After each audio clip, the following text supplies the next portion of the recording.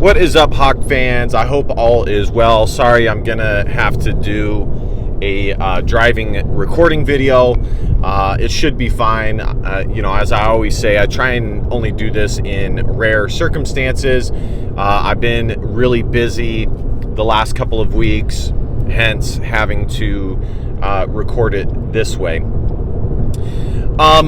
So two topics I want to discuss. By the way, hit the subscribe button, like, comment. You guys know the drill. And without further ado, let's dive into this. So number one is the official visit weekend that Iowa will be hosting.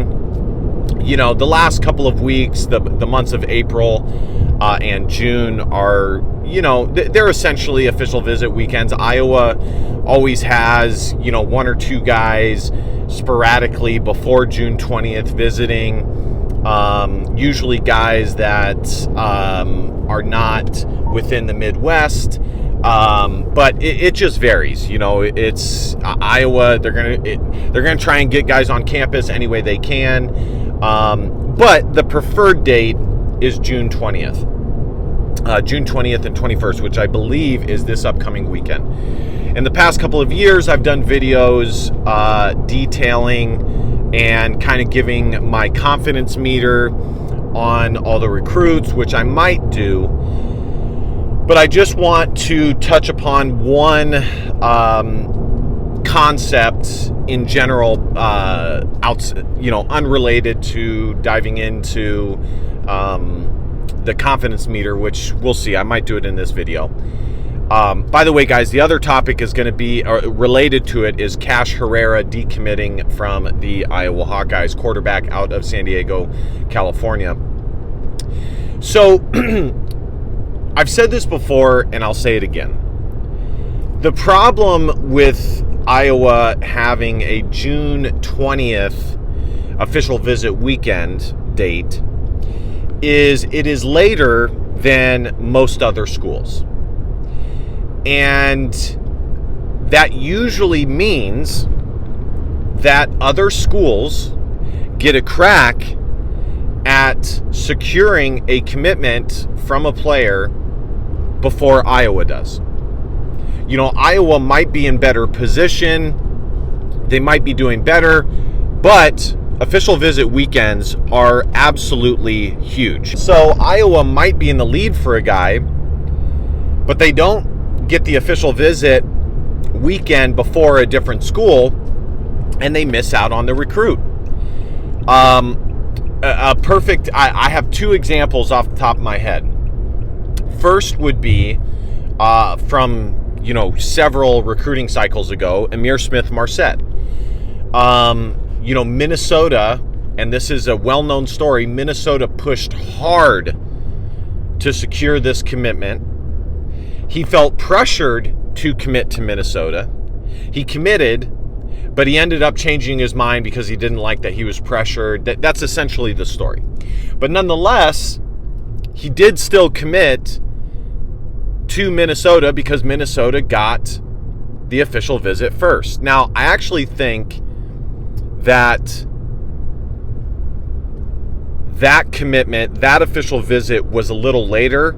I don't think it was the traditional June 20th, because when the football season starts, there will be recruits that Iowa finds and uncovers that will visit later in the year during the football season, which is good. I think Iowa, when they're able to get recruits on campus to see a game, have a really good chance of landing them. Caleb Johnson is an example.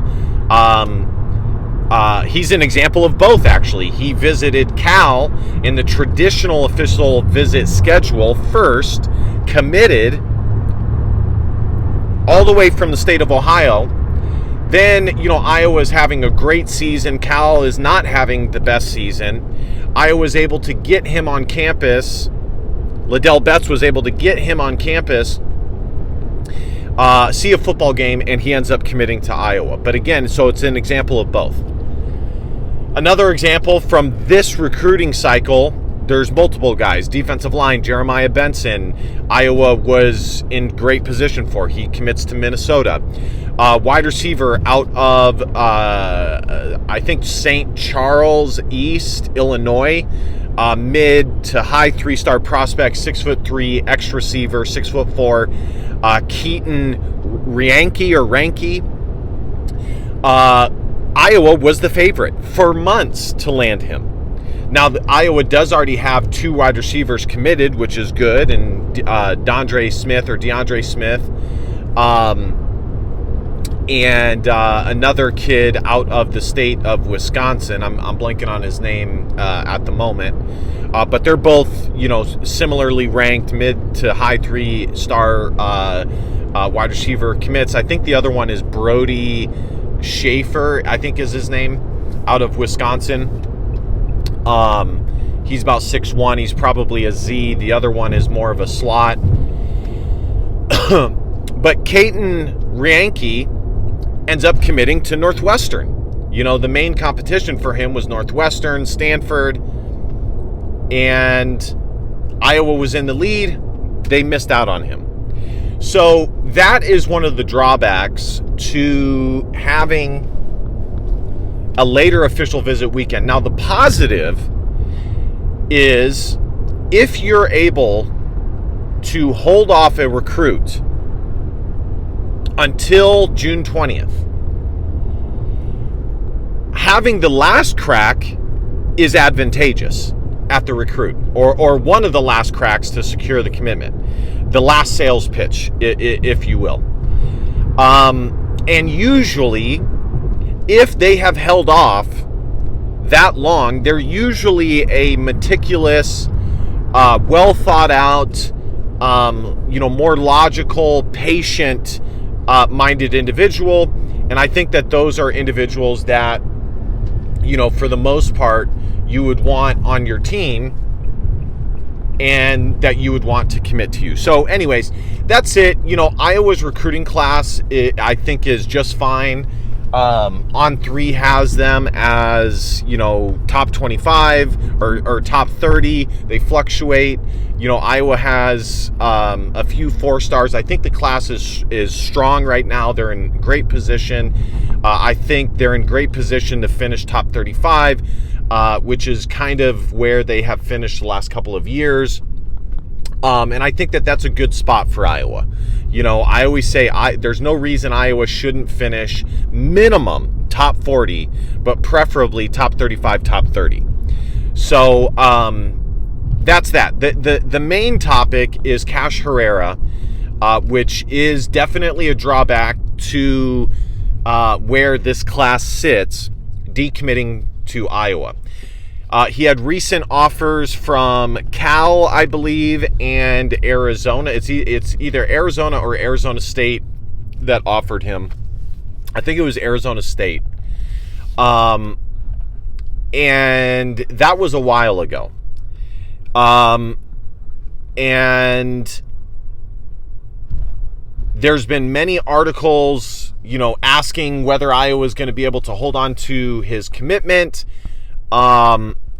I felt good that they were going to be able to hold on to him, considering there's no other quarterbacks that Iowa has.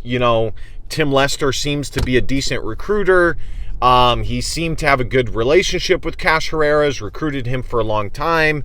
I didn't think that Cal or Arizona State were much, much better offers than Iowa. He did have a UCLA offer. Maybe they, gave an uptick in their recruitment, the level of intensity in the recruitment. But, so nonetheless, I thought that they had a good chance of holding on to him, and he decommitted yesterday. I am disappointed in this. I really liked this commitment for Iowa.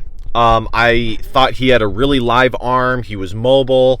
Quarterbacks out of the San Diego area tend to be really strong.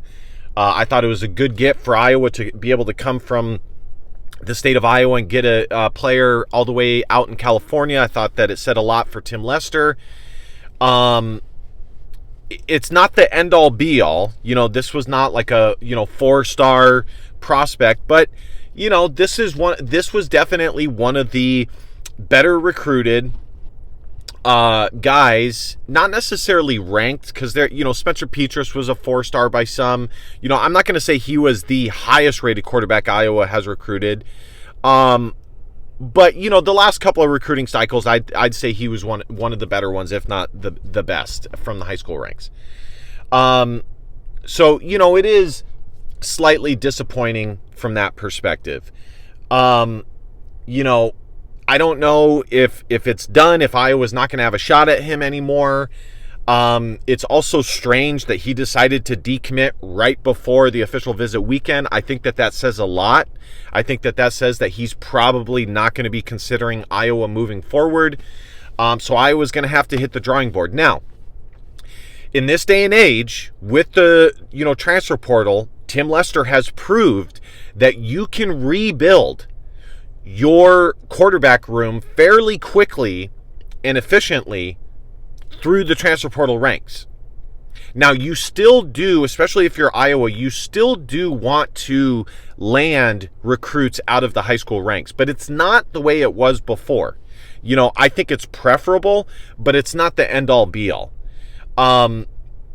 The sad reality is nowadays, especially at the quarterback position, even if you land a kid out of high school, if they don't see the field within the first 2 years, they're likely gone.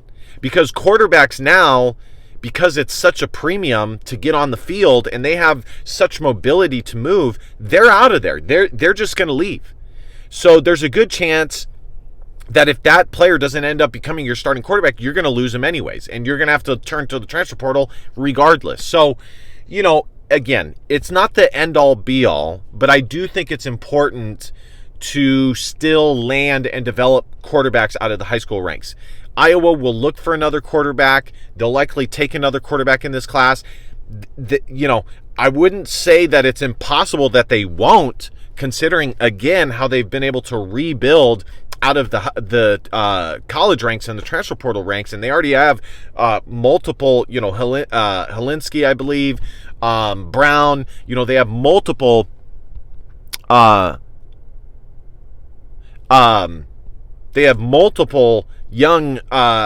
quarterbacks from the transfer portal on the roster. So, from a bird's eye perspective, Iowa is not in the worst shape. In fact, I would still say the quarterback room is in really strong shape. We need to see the results on the field, but I think that they're still in good shape. But still, from a more in a vacuum point of view, it is too bad that they lost out on this commitment. I do think it's a little strange.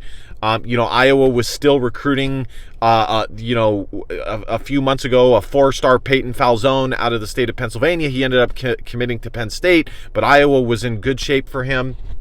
So the last thing I want to say is it is still going to be hard for Iowa to land consistently and hold on consistently high-level quarterbacks until they're able to prove that they can pass the football.